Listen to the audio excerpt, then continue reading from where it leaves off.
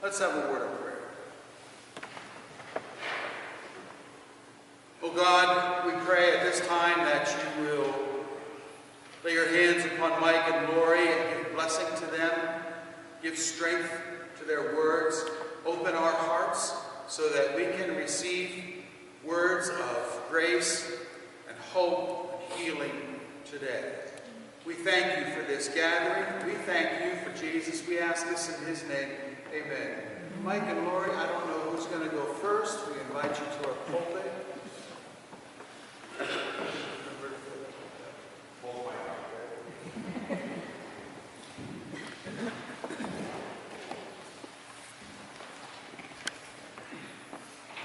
Hi. I want to thank you for inviting me and Lori, my wife, here this morning. I want to thank the remarks by Reverend Patterson. I call him Doug. I've called him that for 30 years. A lot of people come and go within a lifetime, and whenever I hear Doug Patterson's name, I always get a good feeling. And he did divulge that I was his dentist, and I'll say that other than for a mild case of gingivitis, there's very little reason not to love this guy. I never thanked you. Check your chart. As Doug said, I'm the immediate past president of Tree of Life congregation in Squirrel Hill. And I want to start by saying that who here was thinking just moments before they arrived here this morning, will there be traffic? Will we make it there on time, especially with the snow? Should we eat first? What should I wear? Who's getting the kids ready? Who's taking the dog out? Or, but we have a reprieve from this morning, will the Reverend finally have a decent sermon?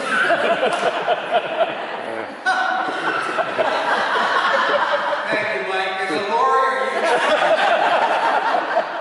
Thank you for having me. Well, that's where my thoughts were that fateful October morning.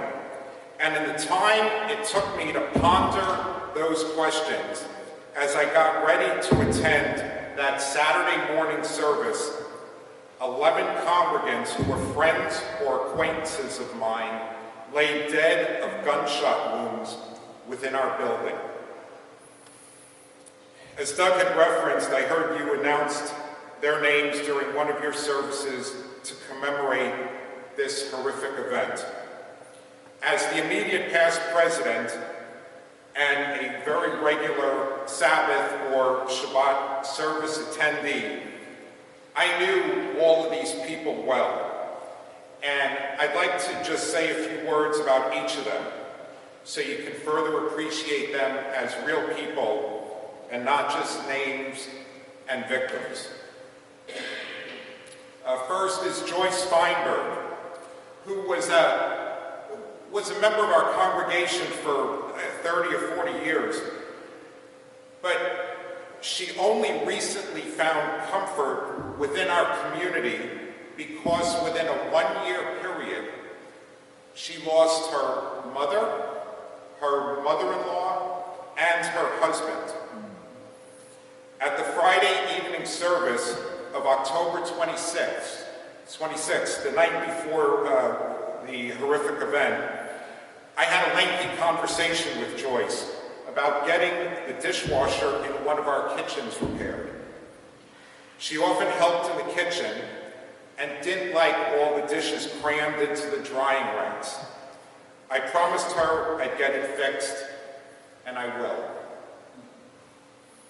Rose Mallinger, I'm sure you heard about her. She's 97 years old.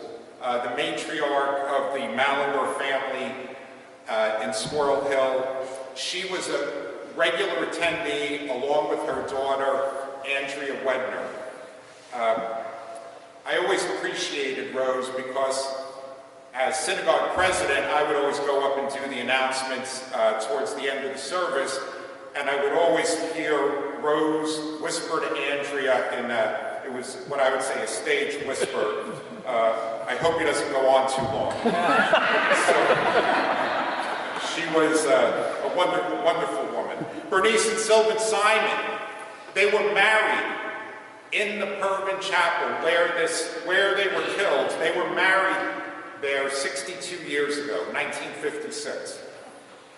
They always drove up proudly, Sylvan especially drove up proudly, got a parking spot right in front of the synagogue in a always clean, I think it was brand new at this point, Chevy Malibu. And I'd say, Sylvan, what a beautiful car. And all he could tell me was he really wanted a Maxima, but he just couldn't afford the lease payments. Every week it was the same thing. He really wanted that Maxima. And then sadly, we were talking to their son, I think it was at the funeral. They were supposed to be celebrating at Sylvan and Bernice's apartment just after that October 27th service, the birthday of one of their granddaughters. And they had all the gifts and all the food and all the ice cream laid out in the apartment, and instead of celebrating the granddaughter's birthday, they're grieving the terrible news that befell the grandparents. So they will certainly be missed. Irv Younger was a regular fixture if you walked around Squirrel Hill, if you walked past the coffee tree on Forbes Avenue. Irv Younger was always sitting at the table nursing a very small coffee throughout the day. And he was also one of our ushers, and he would always be, if you came to our synagogue for a service, he would always be there with a smile and giving you a prayer book. Cecil and David Rosenthal. They did not have a mean-spirited thought between them. They were special in the best sense of the word, and they could never, ever have understood the evil that led to their demise that morning. It seems like everyone in the East End knew them, and they're going to be missed by all. Jerry Rabinowitz. Some of you may have had Jerry as your physician. He always wore a smile along with his signature bow tie. He died that morning trying to help others as the massacre unfolded. And then there was Mel Wax, Dan Stein, and Rich Gottfried. They were members of the New Light congregation, which they met in another section of our building. Prior to a Shabbat service, as I would get ready to go into my Tree of Life service, I would go and say hello to the three of them. Rich was a dentist, and so he was a professional colleague of mine. So while I talked teeth with Rich, Dan Stein and I would exchange what I would say are friendly insults. And Mel, who he was 88 years old, he always arrived really early. He got there an hour before the service started, and he would just be laughing, and he was always wearing his oversized sport coat. We had 11 funerals in 1 week. 9 different families to comfort. All of us in mourning and shock. Now we are navigating the unprecedented. The deadliest attack on Jews in America occurred just a few miles from here. We in leadership are slowly finding a way forward. The outpouring of love and support is remarkable and is coming from everywhere. Local, national, international, Christian, black, white, Muslim, you name it, and there's support for us. I am the chair of the Capital Repair Committee, the committee that's commissioned to rebuild our synagogue.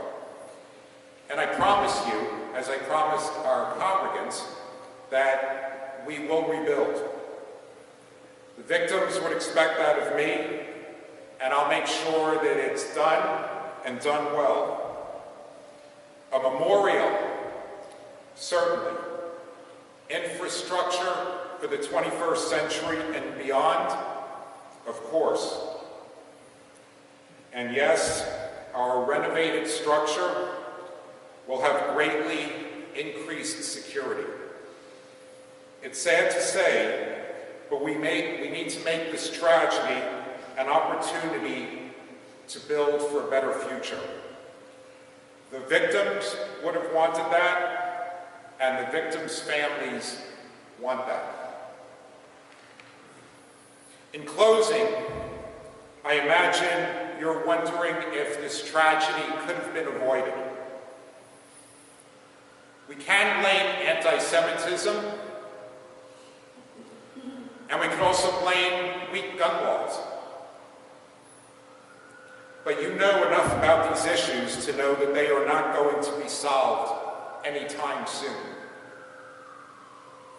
So in the meantime, I urge you and I urge your leadership to take real actions which can make you safer. Several months before the attack, I walked our building with people from the Department of Homeland Security, and I also walked the building at the same time with the local police force. Thanks to the actions they recommended, I can tell you about more people whose names you didn't recite because they were able to escape alive. Our wonderful Rabbi Jeffrey Myers. Religious Jews do not use electronics on the Sabbath, on Shabbat. But the security people insisted the rabbi start bringing his cell phone to services. Fortunately, he did, because while he was barricaded he barricaded himself in the choir loft in a bathroom. As the gunshots rang out, he was the first person to call 911 and was recording on the phone for 20 minutes from inside the synagogue.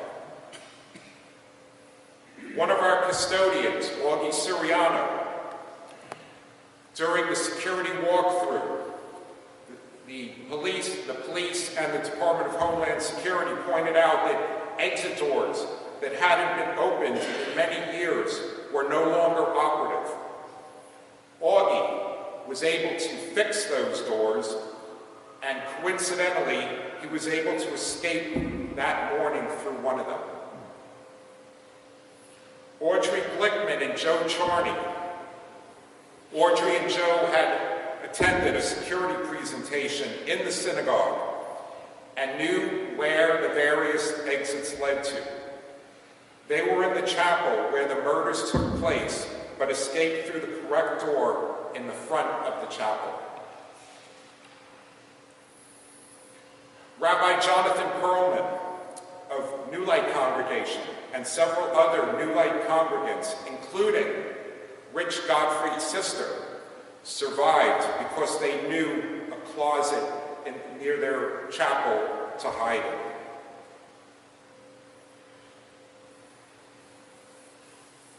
So please, get to know the ins and outs of this church. Know the hallways, know the closets, know the classrooms. Not just the way you came in this morning, but other routes that you could exit. I'm not meaning to alarm you, but there were almost 10 people who are alive today because they knew where to go when gunshots rang out that Saturday morning. Call the Department of Homeland Security and request a security assessment if you already haven't had one. have an active shooter drill. Please learn from our experience and the lives lost that day. On September 10th, 2001, taking precautions against planes flying into skyscrapers was unimaginable. October 27th of last year was the religious community's 9/11 moment. For religious institutions, the unimaginable just became a reality. Thank you.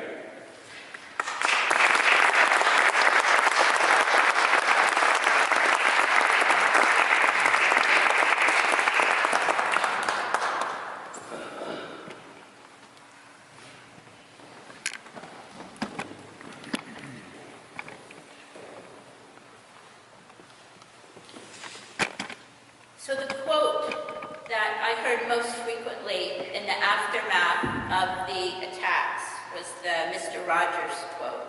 It says, how do we get through horrific, evil events? And he said, his mother always told him, look for the helpers. So I want to talk about the helpers who reminded us that this one hate-filled man did not represent a city that was in fact full of loving people who were standing with us. And I want to talk about the spontaneous makeshift memorial that sprung up on the corner of Wilkins and Shady, where the synagogue is located. Maybe you saw pictures of it in the media and the newspaper, maybe you drove by it, maybe you even contributed something to it. I was involved, I'm still involved with managing that memorial and all of the amazing things that people left for us. And I thought I'd tell you a little bit about the inventory and some of the stories behind it.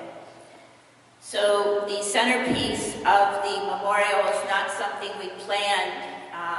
Within 24 hours of the attack, there appeared at the corner there 11 white wooden stars of David that were affixed. If you looked from the back, they were crosses. And there's a gentleman, a retired carpenter in Aurora, Illinois. He has a little, it's not a business, it doesn't make money, I guess a nonprofit called Crosses for Losses. And he's the guy that hears in the news that there's been a mass shooting, and he makes these white wooden crosses with the victims' names on them and drives sometimes hundreds of miles to set them up. So he affixed the white Jewish stars to the crosses and drove through the night, and the police allowed him past the police tape so he could set up the 11 stars there. And they worked out even better than he probably imagined for us, because since the stars were affixed to a cross, the horizontal crossbar gave people somewhere to pile small stones, which is a Jewish mourning tradition. You might have seen there are 11 beautiful glass flowers on poles. They stand about 4 feet high. And it turns out there's an artist whose wife had passed away about a year and a half ago, and he was making all of these glass flowers and giving them to their family and to their friends to put in their gardens so they would see them and think about his wife and remember her. And as soon as he heard about our news, he had 11 of those flowers, and he just came and set them up right there behind the stars. And when I thanked him, I told him they were so beautiful there that we had decided we were going to keep them in the garden. And he told me that he would bring us 11 more, because that way we could keep them in the garden, and each family could also have one for their garden for their loss. So many candles, little tea lights and candles in glass pillar candles, pictures on them, Jewish stars, doves, angels, and Jesus. And they all nestle together there just beautifully. I guess it's Pittsburgh, people think and communicate in sports.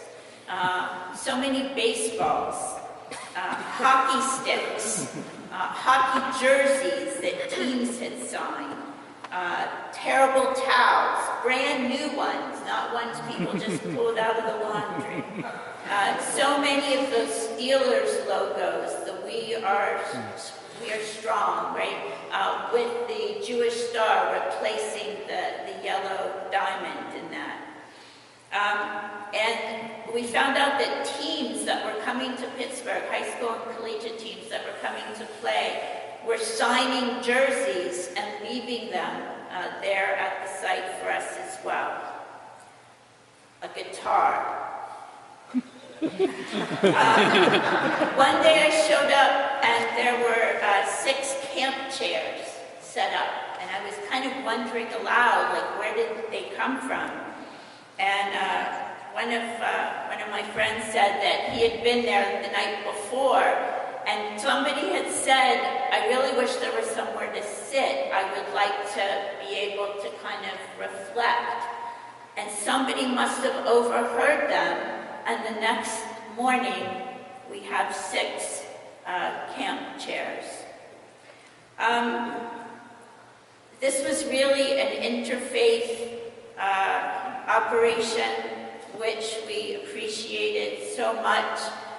Tibetan prayer flags, a whole chain of them there. Dozens and dozens of rosary beads. Sign, your Christian neighbors love you. My favorite item was it's a pair of sparkly, shiny gold high-top basketball sneakers. And on the white rubber toe of each sneaker, it says, "Peace be unto you." But the rub is that the one says, "Shalom Aleichem," which is Hebrew, and the other one says, "Salam Aleikum," which is Arabic. Today is International